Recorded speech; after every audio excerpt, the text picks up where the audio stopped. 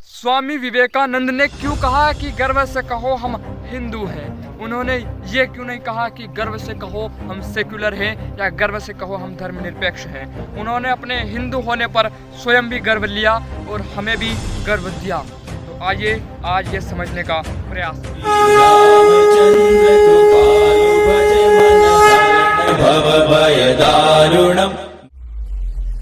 Sisters and brothers of America.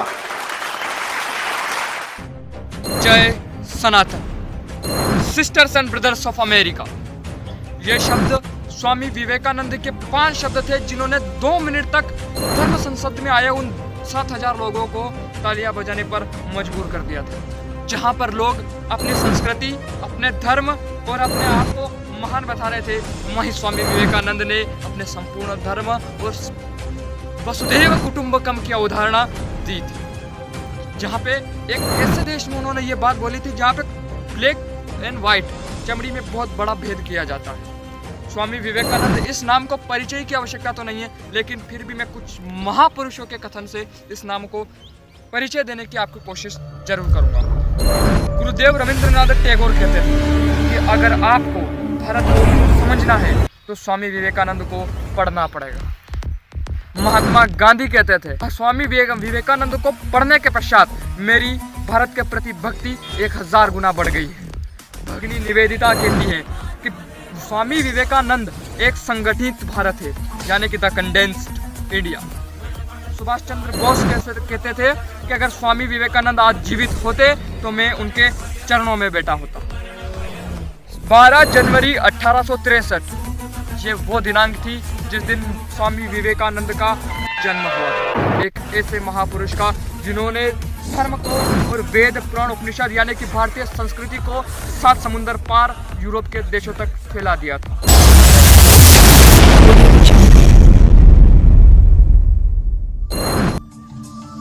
Swami Vivekananda ने क्यों कहा कि गर्व से कहो हम हिंदू हैं?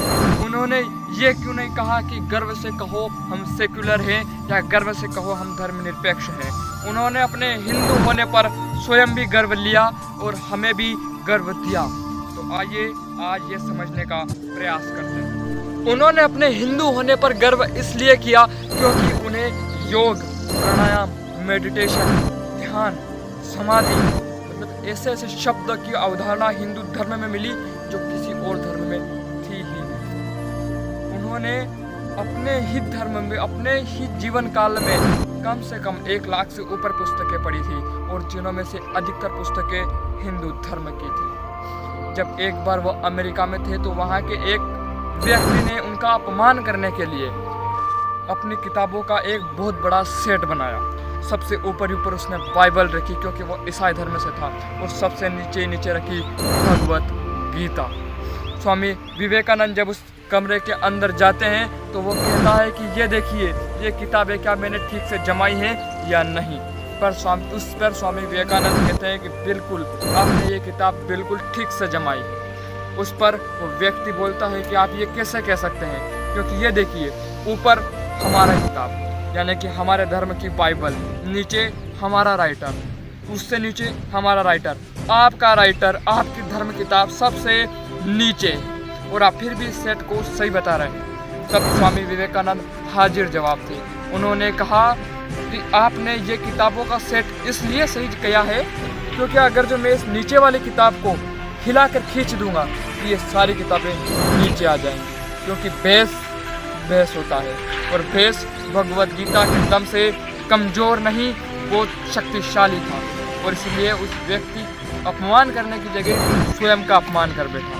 ये थे स्वामी विवेकानंद। स्वामी विवेकानंद के अमेरिका में दिए गए भाषण में उन्होंने जब ये कहा कि sisters and brothers of America, तो वहाँ के धर्म संसद के 2 मिनट तक 7,000 लोग अपनी तालियों को रोक नहीं पाए थे। और वहीं जिसके बाद वहाँ पे जो उन्होंने भाषण दिया, उस भाषण के जो कुछ पत्र जो वहाँ के ओरिजिनल पत्र थे, उनमें आज भी उसकी छाप है। स्वामी विवेकानंद ने अपने वेद को अमेरिका तक पहुंचाया, अपने ग्रंथ को अमेरिका तक पहुंचाया, और उनकी आखिरी लाइन थी, गर्व से कहो हम हिंदू हैं, और उन्होंने उपनिषद से एक और लाइन उठाई थी जिसे हम सब बलि भांति जानते हैं कि उठो जागो और तब तक मत रुको जब तक लक्ष्य की प्राप्ति न हो जाए या फिर उठो जागो और शक्तिशाली बनो, क्योंकि बलि हमेशा बकरे की दी जाती है, शेर की नहीं। और तुम हिंदुत्व शेर हो, तुम्हारी कोई बलि नहीं चढ़ा सकता। आज के लिए इतना ही। आपने बड़े धैर्य से सुना, आपका आभार। जय सनातन। मेरे साथ बोलिए, सत्य सनातन हिंदू धर्म की जय। जय हिंद, वंदे मातरम। मिलते हैं आपसे अगली वीडियो।